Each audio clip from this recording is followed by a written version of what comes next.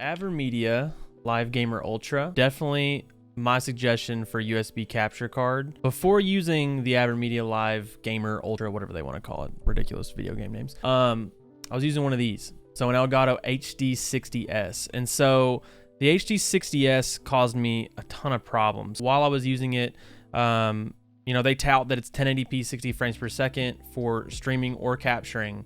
Keyword is or there. You can't do both and capture in 1080p 60 frames per second. While I'm trying to stream and record so that I can later edit those videos for YouTube or for other sources, it was limiting that to 1080p 30 frames per second in a lot of cases, or that was causing hitching in the video. So I was seeing in OBS, even just on my side in the preview window, a lot of hitching from Elgato.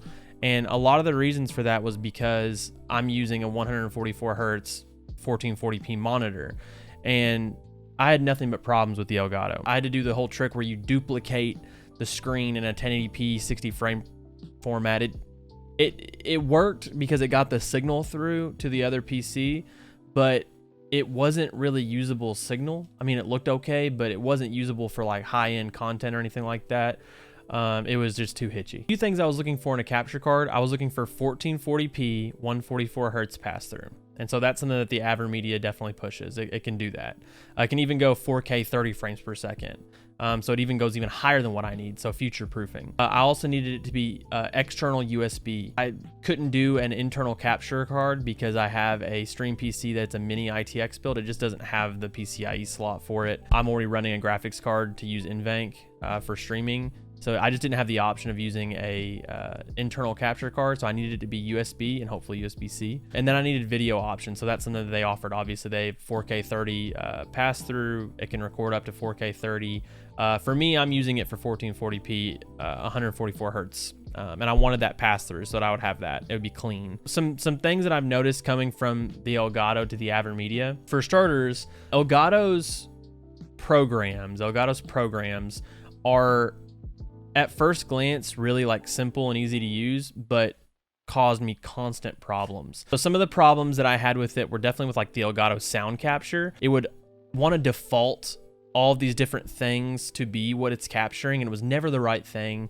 And getting it in a 2 PC setup from the gaming PC to the streaming PC, I always had issues with it. So the sound capture was always something I was fighting with. The idea of not being able to stream and capture in 1080p 60 frames per second was a problem. And then the constant hitching. Those were the three things I really wanted to fix. On the software side, again, it looked easy to use, but it really didn't give you enough clarity on what it was talking about. So for example, in Elgato Game Capture, it has options for bitrate, but it just says quality.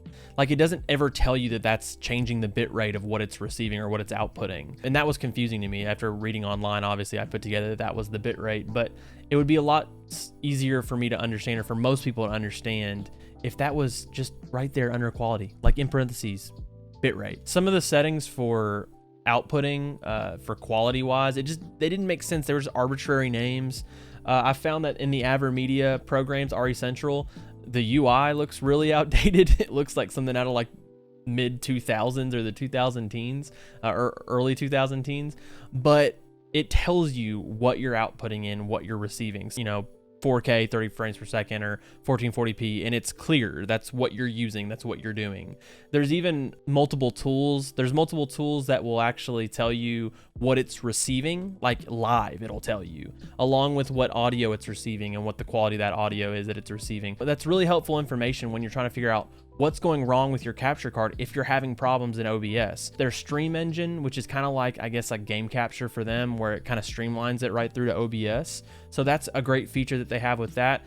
Now, personally, I would never use RE Central. I wouldn't suggest anybody use RE Central. It's just kind of like, doesn't really do enough to really be useful. If you're just going to do some simple recordings, it might be useful for that, but that would probably be the limit of what I would use RE Central for. For a pass-through capture card, to be able to push 4K 30 frames per second, or to be able to push 1440p 144 frames per second, or anything below that, it's absolutely the only USB capture card that I would suggest anyone buy right now. Only one that I would think would be on the radar would also be the Elgato 4K 60, but the problem with that is it doesn't have the pass-through. The only Elgato capture card that has pass-through for 1440p 144 hertz is their 4K 60 Pro, their internal capture card. So if you're like me, where you're someone where you have a 2 PC setup and your stream PC is an ITX build that doesn't have that PCIe slot, then you're screwed.